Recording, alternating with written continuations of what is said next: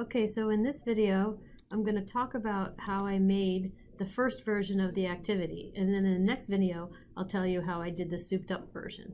So the first page is a using media. So you can click on media here and then choose to upload a file. And then you click on the file that you want to upload, which that's the wrong one, but that doesn't matter. You already know what it was. You know what? It appears to me that the BMPs don't work as well as JPEG. See, when I do a JPEG, it works fine. All right, so here is consider the four different. So the way I did this one is there is a note and then there's a multiple choice. So for example, here you click on note and then you type in consider the following or whatever you want, and then you're going to put in under input you want to do choice. And you could do simple or multi-select. Now I wanted to do multi-select, and then you just type in your options here. So that's, and then when you go to preview, you see you've got your directions, and they can click on whichever ones they want. So the next thing is we're going to look at how I entered the table here. Okay, this next slide has three components. It has an image, and it has a note, and then it has this table here. So I'll show you how I do those. The first thing is an image, which I've shown you before. And then the next one is a note, and that only allows you to do either typing, or they also do have the math tech note. So I can, for example, do 1/2 and make it look real nice. But the third thing was the table. So now you can see that they still have table here. But as you add more stuff, there's fewer choices left to add so that you can only add a few things at once. So here's the table. And what I did there is I had the number, I just called it students, and then I had the number of cookies. And then you can right click here and insert a column to the right. And in this case, I think I asked for the unit rate. So that's how you set it up. And you can click to allow students to add more rows so that they can add the 4 rows that matched with the questions.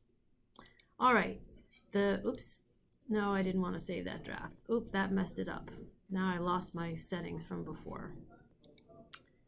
In this slide, you see I have a different one. This is a sketch one. So I'm going to delete this, and then a note, and then I have the table. So the table, this one, we don't have any input from the students, and they're already filled, and you can click on lock cells so the kids aren't going to change it. We just put this here to remind them of what they're graphing. So now we want to do a sketch. So you click on sketch, and then you try a customized background. So we want them to graph X's that go from like 4 to 24 or 25, 0 to 25 maybe, and cookies that go from 0 to at least 40. So I'm going to customize the background, and I'm going to choose editable graph. And then I'm just going to edit this graph, and I'm going to just use it like we normally do. And what did I say, 0 to 24 or something, and then 0 to 40 on this scale, like that. And then I think I put the first one in, so you can just add that as that was 4,8, and then click the label, and all this should look really familiar because you know how to do it. So now, and then I just added another note, which was the directions for what to do. So when you preview on this, you can see that the point is still there, and what shows up is this cool little graphing pencil thing, and you've got your points here. Okay, so that's sketch 4 there. Now sketch 5, I added the points. So this is another sketch, but this time if you edit the graph, you can see I actually used a table. I was going to have them put in the data, but then it didn't make a lot of sense. So you can when you add a component, more than one thing to the graph, the students can no longer see the algebra. They can only see the graph. So the graph is here, and then the sketch allows them, when you go into preview mode, these tools show up. So in this case, we want them to use the segment tool. Okay, so that's this screen here. So it's really interesting how you can try to be creative with things. And now again, I have the graph. Only this time we want them to create the line segments. This time we want them to fill in a table. So I have a table and a note and a graph on this particular slide. All right. Then on this one, again, I said which of the following is not true. I could have said check all the following that are true, but if you do that, then after picking the choice, the students don't explain their reasoning. So because I wanted them to explain their reasoning, I had to do which one is not true. Notice that you can have multiple choice that has a graph or an image, which is really cool. So in your questions, you may end up with multiple choice that have something other than just text, which would be really neat to see. And now in the extra challenge, once again, I have a graph here, and I have a note with the text editor and answers.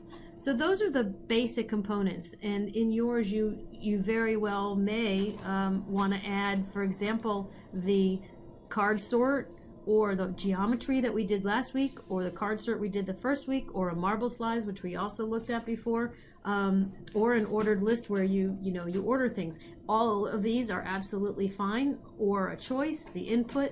Use anything that you like.